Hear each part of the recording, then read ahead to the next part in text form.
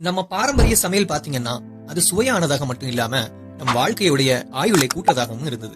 இன்றைக்கு நான் உங்களோட பகிர போறது 100 வயசு வரை ஆரோக்கியமாக வாழ உதவும் 5 பாரம்பரிய தமிழ் உணவுகளை பத்தி தான். நம்மளுடைய அன்றாட செய்து வரக்கூடிய சின்ன சின்ன பழக்கங்கள் தான் பெரிய மாற்றத்தை ஏற்படுத்தும். வாங்க பார்க்கலாம். உங்க வீட்டுல தோட்டம் இருந்ததுன்னா முருங்கை மரம் கண்டிப்பா இருக்கும் இல்லையா? இந்த முருங்கை மரம் தமிழ் கலாச்சாரத்துல ஒரு ஒன்றிய மரமா இருக்குது. அதோட இலைகளில் இரும்பு சத்து, கால்சியம், புரோட்டீன் போன்ற சத்துக்கள் இருக்கு. இந்த முருங்கை இலைய உலகமே சூப்பர் ஃபுட் என்று அழைக்கிறாங்க. நாம தினமும் முருங்கை இலை சாப்பிடுறதுனால நம்மளுடைய எலும்பு பலம் பெறுது.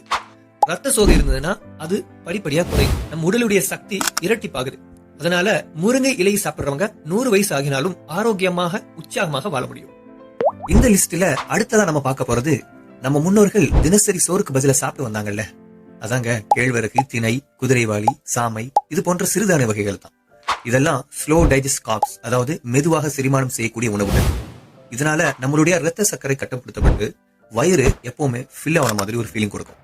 டயபெட்டிஸ், பிபி, கொலஸ்ட்ரால் இது போன்ற நோய்கள் வராம தடுக்கிறதுக்கு இந்த உணவுகள் ரொம்பவுமே ஹெல்ப் பண்ணுது. தினசரி நம்ம உணவு பழக்கத்துல இதை மறந்துடும். இதனால பல நோய்கள் இந்த காலத்துல ஏற்படுது. இந்த வகையான உணவுகளை சாப்பிட்டனால தான் நம்மளுடைய முன்னோர்கள் நோய் நொடி இல்லாம வாழ்ந்தாங்க. முழுக்க முழுக்க விட்டமின் சி நிறைந்த ஒரு அற்புதமான பழம் அப்படின்னா அது நெல்லிக்காய் தான். பழமையான உணவு பழக்கத்துல மறக்கடிக்கப்பட்ட உணவுல இதுவும் ஒன்று. இதை சாப்பிட்டா உடனே நோய் எதிர்ப்பு சக்தி உயரும். அதே சமயம் தோலுக்கும் இயற்கையான பிரகாசத்தை தருவதோடு முடி வலிமையா வளரவும் இது உதவுது. நெல்லிக்காயை எப்படி சாப்பிடலாம்? காலை நேரத்துல ஒரு நெல்லிக்காயை நேரடியா நம்ம சாப்பிடலாம். துவர்ப்பா இருக்குது அப்படின்னு நீங்க நினைச்சீங்கன்னா ஒரு டீஸ்பூன் நெல்லிக்காய் சாறை எடுத்து அதனோட தேன் கலந்து சாப்பிடலாம். அல்லது நெல்லிக்காய் பவுடராகவும் கிடைக்குது, அதை வாங்கி நீங்க தேன் கலந்து சாப்பிடலாம். இப்படி நம்ம சாப்பிட்றதுனால சுவையும் நல்லா இருக்கிறதோடு உடலுக்கும் பல நன்மைகளை தருது. நம்மள பல பேருக்கு கருவேப்பிலை அப்படின்னா அது வெறும் தாளிக்க மட்டும் பயன்படுத்துற ஒன்றாகத்தான் தெரியும். ஆனா உண்மையிலேயே கருவேப்பிலை நிறைய விட்டமின்கள், ஆன்டி ஆக்சிடென்ட்களும் கொண்ட ஒரு ஆரோக்கிய பொக்கிஷம். இது செரிமான சக்தியை மேம்படுத்துது, முடிக்கு நல்ல ஆரோக்கியத்தை தருது, தோல் பிரச்சனைகளையும் குறைக்க உதவுது. இத காலை நேரத்துல 5 முதல் 8 இலைகளை நேரடியாக மென்று சாப்பிடலாம். இல்லைன்னா பருப்பு சாம்பார்ல சேர்த்தும் சாப்பிடலாம். குறிப்பா கருவேப்பிலைய கொஞ்சம் எண்ணெயில வதக்கி சாம்பார்ல ஊற்றினால் அந்த சுவையும் மனமும் அற்புதமா இருக்கும். இந்த பட்டியல்ல நாம கடைசியா பார்க்க போறது நம்ம ரசம், புளிக்குழம்பு இதுல எல்லாம் பயன்படுத்தும் புளியோடைய நன்மைகளை பத்தி தான்.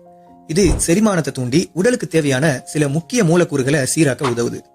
மேலும் சிறிதளவு புளிய தினசரி உணவுல சேர்த்தாலே நம்ம உடம்பு டீடாக்ஸ் ஆக இது ரொம்பவுமே உதவி செய்யும். புளியை எப்படி சாப்பிடலாம்னா ரசம், மோர், சாம்பார் இதுல எல்லாம் சேர்த்து சாப்பிடலாம். சில பேரு சட்னியோட சேர்த்தும் இதை சாப்பிடுவாங்க.